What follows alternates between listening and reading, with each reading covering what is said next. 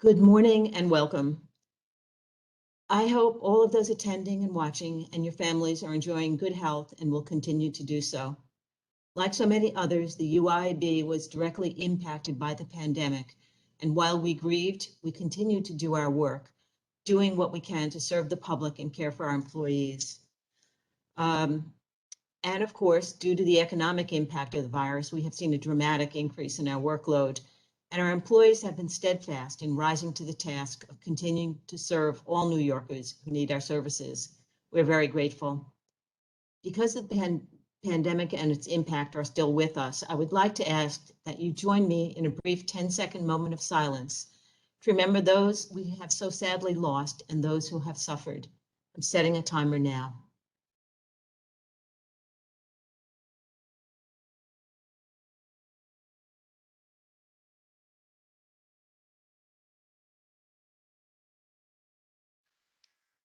Thank you.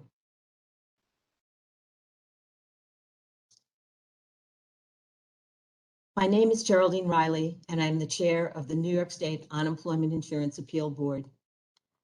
I would like to request that the board director and secretary, Tracy Covey, take the roll call of the board members. Good morning, Chair Riley. I will first note your attendance, and then I will take the remainder of the roll call. When I say each of your names, please take yourselves off mute and say present. Board member Michael Greason. Present. Board member Marilyn O'Mara. Present. Board member June O'Neill. Present. Board member Randall Douglas. Present. Madam Chair, we do have a quorum. Thank you. I am presiding today from the board's offices in Menands, New York for this Wednesday, October 20th, 2021 public meeting of the board. Our meeting today is consistent with the requirements of Chapter 417 of the laws of 2021, signed by Governor Kathy Hochul on September 2nd, 2021, concerning elements of the Public Officers Law, Article 7, the Open Meetings Law. This law is operative through January 15th, 2022. The meeting has been noticed, the draft agenda has been published, and the minutes from the previous April 22nd, 2021 meeting have been circulated to the members, and the public has been invited to observe in real time. This meeting is being recorded and will be available along with the minutes on our website, uiappeals.ny.gov. Due to the pandemic, for this meeting, our members and some staff will be attending remotely. I thank them for recognizing that every contribution to a decrease in social distancing and the possibility of spread matters. All members being present, we do have a quorum, and our meeting is recognized as the final official meeting of 2021. I would like to begin this meeting by expressing my thanks to all of those who have supported the work of the board in addressing the many tasks that we face. I would like to thank the staff and leadership of all of our offices, and of course, and primarily, I'd like to thank my colleagues on the board for their work, encouragement, and support. This is our final meeting of 2021, and it's my hope that this consistent quarterly schedule of board meetings presents a board that is proactive and accessible, and a board which aggressively addresses the 21st century challenges that we face or that we anticipate, and that we address those tasks with optimism and a confidence in the skill and effort of our many talented employees. Each board member and each staff member is serious and interested, industrious and engaged in their approach to the consequential work that we do, and I sincerely thank them for that. I want to acknowledge and thank our Executive Director and Board Secretary, Tracy Covey, who is appearing remotely from Syracuse, and Principal ALJ for Appeals, Christopher Tate, who is also with me today in Menands. Chief ALJ Jason Myers is unable to attend today's meeting, but his report will be incorporated into the report of Board Secretary Covey. And I want to thank Melissa Souza, who is taking minutes, and Amy Hibby, who will be assisting with our technology today. Before the call to order, I would like to remind members, staff, and the public that our next public meeting of the board will be held on Wednesday, January 19th, 2022 at 11 a.m. For board members, there will be a brief training session on legal updates immediately after today's meeting, and will be delivered by ALJ Allison Schweier. Thank you. I'm now calling this meeting to order. Our first order of business is to review and adopt the draft agenda. Could you please take a moment to read the agenda, which has been circulated and published?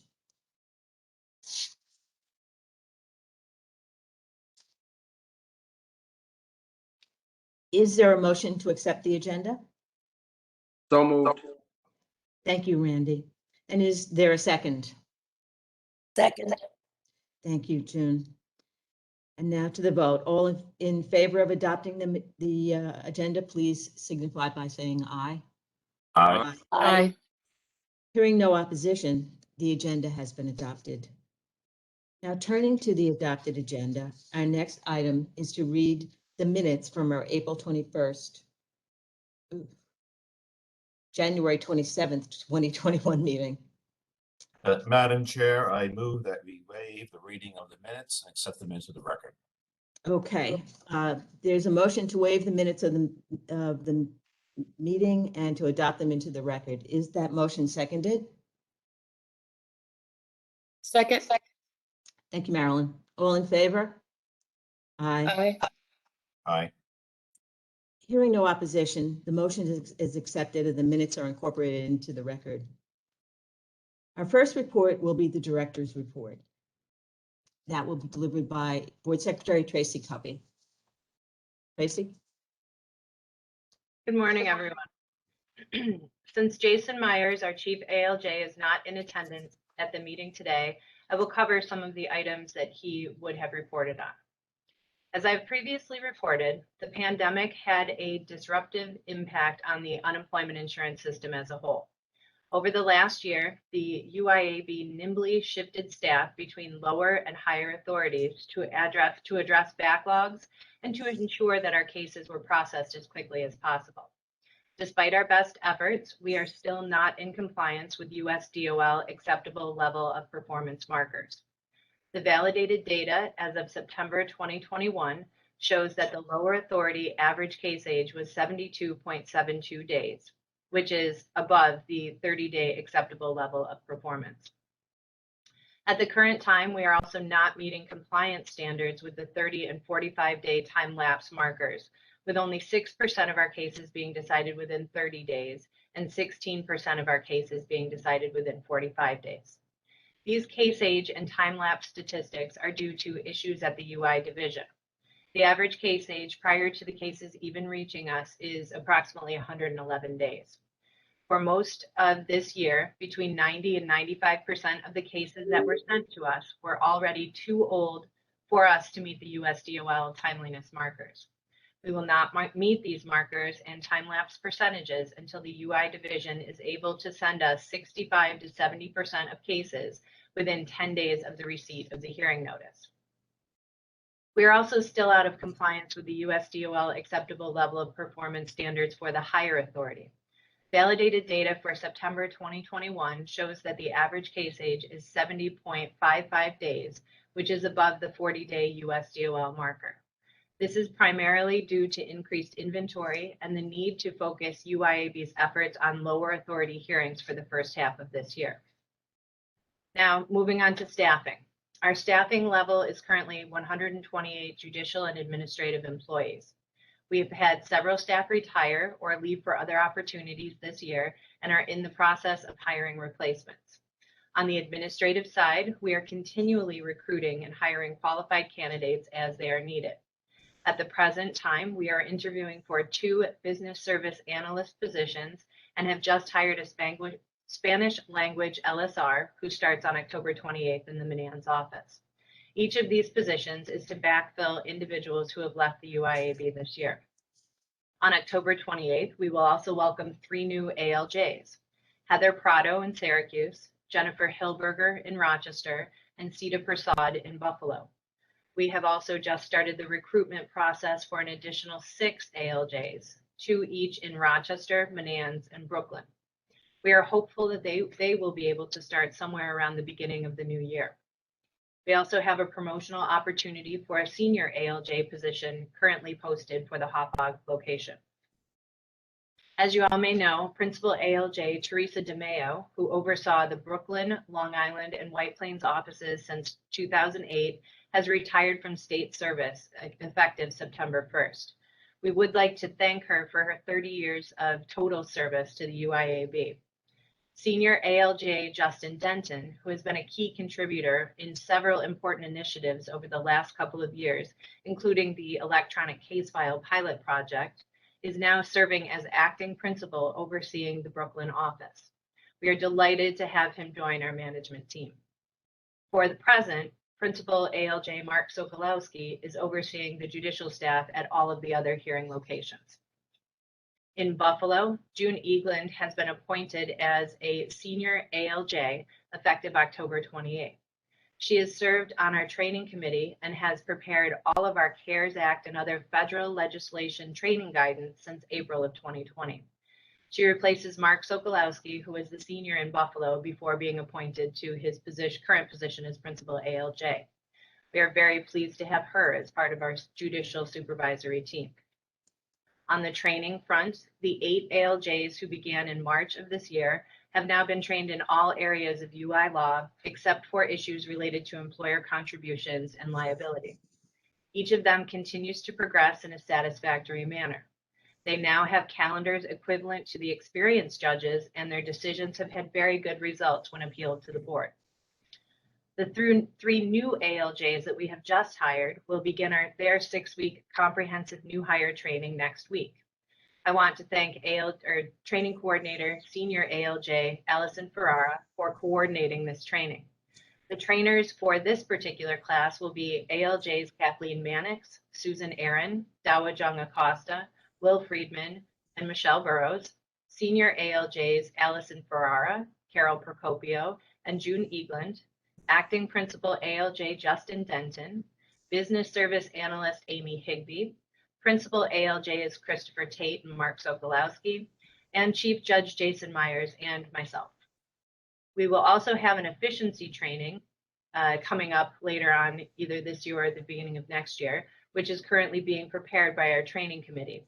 This training is intended to enhance the skills and deliver practice tips to the ALJs in the areas of the opening statement, document handling, file preparation, avoiding repetitious and irrelevant testimony or questioning, and proper explanations of procedures. The individuals involved in this project include Training Coordinator Allison Ferrara, ALJ Susan Aaron, ALJ Kathleen Mannix, ALJ Michelle Burrows, Principal ALJ Chris Tate, and ALJ Will Friedman, along with Senior ALJ June Eagland. We would also like to thank ALJ Jane Scott, who has drafted a user guide for conforming orders as a knowledge transfer project. With our UIAB manager, Janet Bedoin, she has also contributed to drafting a user guide for processing attorney fees. Now, moving on to our federal quality review results. Our ALJ's average grade was 96.91 for the second quarter of 2021. 20 randomly selected cases were scored according to the 31 federal quality criteria. All 20 cases achieved US DOL passing grade of 85% or better, easily surpassing the acceptable level of performance of 80% of the cases passing. 9 of the 20 hearings scored had perfect scores of 100. We again want to thank our hearing judges across the state and their supervisors, our senior ALJs, as well as the judicial staff at the higher authority who review the hearing records that come up on appeal to the board. It takes a total team effort to achieve and maintain this high level of performance. We also continue to administer our own quality assurance program. The audits focus on the fundamental elements of fair hearings and decisions. We are doing 140 of those audits every quarter.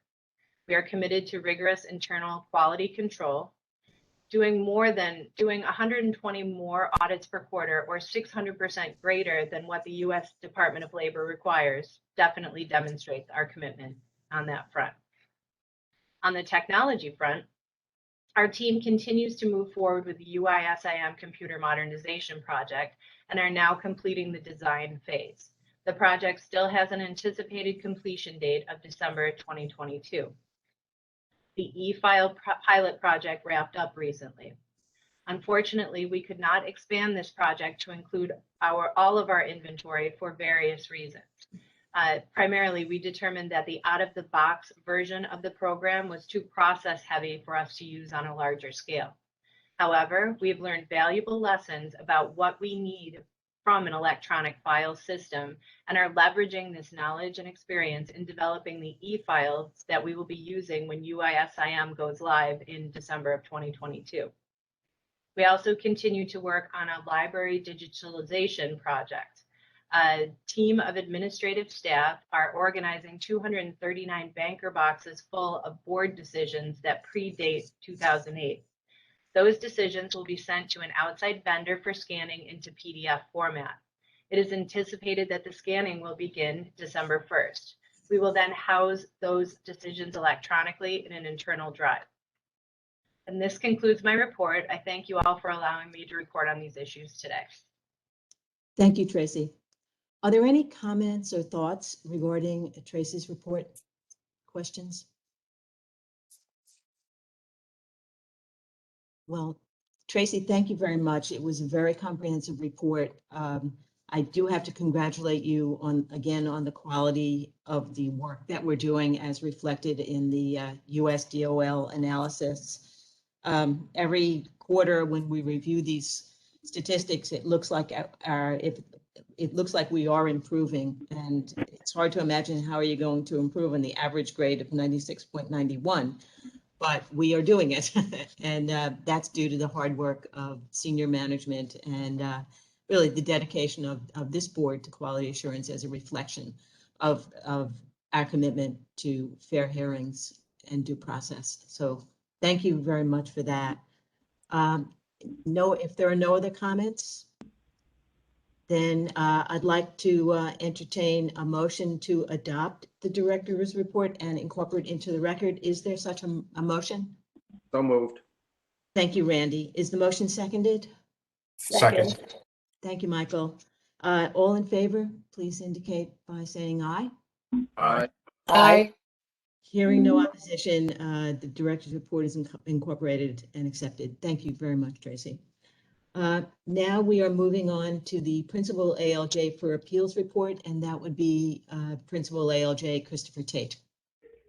Thank you, Chair Riley. Good morning, everyone. I'm going to report on several recent appellate division decisions that were handed down. And the first is matter of Frederick that was decided on September 23rd, and the site is 2021 New York Active Lexus 5181. The court affirmed the board's decision, finding that claimant, a probationary teacher, voluntarily left her employment without good cause, and that a related overpayment of benefits was recoverable. The court noted that claimant reported that she resigned for safety reasons in response to a verbal fight between students in mid-December of 2019 and the general misbehavior of students. Security responded to the incident, and the claimant filed an incident report with school administrators. She continued to work until the end of January 2020. She did not attempt to discuss the incident with the school principal or assistant principals, although she attended regular meetings with one of the assistants. She did not file a grievance with her union. The court noted the principal and one of the assistant principals testified that they never received an incident report, and neither they nor any other administrator or security personnel was ever informed of an incident in December of 2019 involving physical confrontation between students and a teacher, which would have triggered certain protocols and student suspensions. Citing to matter of Baxter at 162 Appellate Division 3rd, 1451, the court found that given the conflicting testimony and the fact that claimant waited 6 weeks after December 2019 incident to resign, the question as to whether she genuinely feared for her safety ever officially reported the incident or sought assistance to address problems in her classroom presented a credibility issue that the board was free to resolve in the employer's favor. The second case is matter of Mangiero, and that was also decided on September 23rd, and the site is 2021 New York Active Lexus 5176. The court affirmed the board's decision, ruling that claimant did not have a valid original claim for benefits and was ineligible to receive pandemic unemployment assistance. The court found that claimant admittedly performed no work in her base period or alternate base period, and that substantial evidence supported the board's finding that she did not have sufficient covered earnings to file a valid original claim pursuant to Labor Law Section 527. The court noted that pandemic unemployment assistance was made available to covered individuals for weeks of employment, partial unemployment, or inability to work caused by COVID-19 beginning in January 2020. A covered individual is defined in relevant part as a person who is ineligible for regular compensation or extended benefits under state or federal law or pandemic emergency unemployment compensation under 15 U.S. Code 9025, and who is, despite being otherwise able and available to work, unable or unavailable to do so because one of the more specified factors relating to the COVID-19 pandemic. The court noted the claimant's contention that she was unable and available to work due to one of the qualifying reasons for pandemic unemployment assistance, namely that she was unable to reach her place of employment because she was advised by a healthcare provider to self-quarantine due to concerns to related COVID-19. Citing 15 U.S. Code 9021, A3A21FF, the court found that the statutory directive that an applicant be unable to reach the place of employment presupposes that he or she has a place of employment to reach. However, removing from its scope individuals such as claimant who were not working or scheduled to start working at the time they were directed to self-quarantine. The court held that the board read the statutory language in that manner, and in accordance with the guidance from the U.S. Department of Labor, the federal agency tasked with providing operating instructions for the Joint Federal-State Pandemic Unemployment Assistance Program, from which the court took judicial notice that an individual must have an attachment to the labor market and must have experienced a loss of wages and hours or be unable to start employment following a bona fide job offer in order to obtain pandemic unemployment assistance, citing to the U.S. Department of Labor Uninsurance Program Letter number 1620, Change 1. The court concluded that as the federal agency expressly concurs in the state's interpretation of the statute, and the interpretation is a permissible construction of the statute, the interpretation is entitled to deference, and it follows that substantial evidence supports the board's finding that claimant was not entitled to pandemic unemployment assistance. The third case is matter of Joshi. That was decided on September 30th, and the site is 2021 New York Ave. Div. Lexus 5274. The court affirmed the board's decision, finding that claimant was ineligible to receive benefits for the time periods of May 20th, 2019 through July 7th, 2019, and August 5th, 2019 through August 11th, 2019, based upon his failure to comply with the applicable registration and certification requirements. The court noted the claimant's contention that he attempted to comply with the registration and certification requirements during the time periods in question, both online and by telephone, but was unsuccessful. The court also noted that according to the claimant, he telephoned the Department of Labor in April 2019 or May of 2019 for help, and was informed by the department's representative that his claim had been invalidated and that he would not be able to certify. The court found that the department's phone records reflect, however, that claimant did not speak with any of its representatives during that time. Rather, he only spoke to a representative in January of 2019 and August of 2019. The court noted that the department's witness testified that its records do not reflect that the claim had ever been invalidated and that claimant could have certified for benefits at any time. Citing matter of DiStefano at 153 Appellate Division 3rd, 1020, the court held that the board's conclusion that good cause did not excuse claimant's noncompliance with the registration and certification requirements is supported by substantial evidence.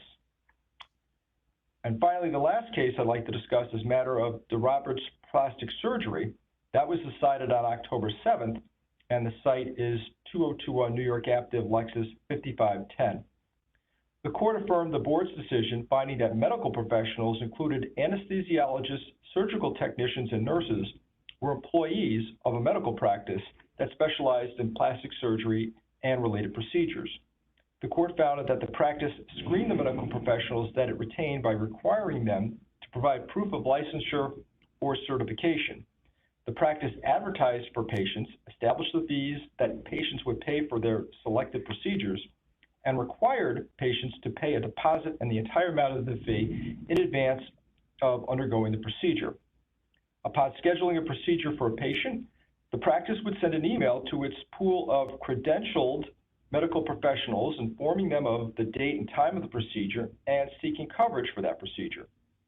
Once a team of medical professionals was assembled, the practice would send a follow-up email confirming the details of the procedure. The court noted that although the medical professionals would bring in some of their personal equipment to the scheduled procedures, the practice provided the supplies, equipment, and operating space used in the rendition of services and paid all expenses of maintenance thereof. The court found that the practice managed the billing and collection of fees, as well as refunds owed to the patients, and coordinated the scheduling of in-office appointments, consultations, procedures, and follow-up visits with patients. The court also found that the practice set the rate of payment for the nurses and technicians using industry standard rates. Citing matter of Concourse Ophthalmology at 60 New York 2nd, 734, the court concluded that substantial evidence supported the board's determination that the practice retained sufficient overall control over the work performed by the medical professionals to establish an employment relationship. And that concludes my report. Thank you, Chris. Are there any comments or thoughts regarding Principal ALJ Tate's report? I do want to commend you, Chris, for this array of cases that we discussed today, where the decisions of this board were affirmed in such interesting manners and such an interesting selection of cases that really reflect the cases that we decide every day. So thank you for that, Chris. Is there a motion to accept Principal ALJ Tate's report and incorporate it into the record? So moved. Thank you, June. And is that motion seconded? Second. Thank you, Michael. Thank you, Marilyn. All in favor of accepting the report, incorporating it to the record, please signify by saying aye. Aye. Hearing no nays, I am determining that this report has been incorporated into the record and unanimously. Now, we turn to the part of the agenda which discusses new business. Is there any new business for the board to talk about today? Hearing none, is there a motion to adjourn this meeting? So moved. Thank you, Randy. And is that motion to adjourn seconded? Second. Thank you, Michael. All in favor? Aye. Aye. Aye. Aye. There's a unanimous vote to adjourn this meeting. So I declare it adjourned, and the next meeting of the board will be in January 2022. So thank you very much. We can stop recording now.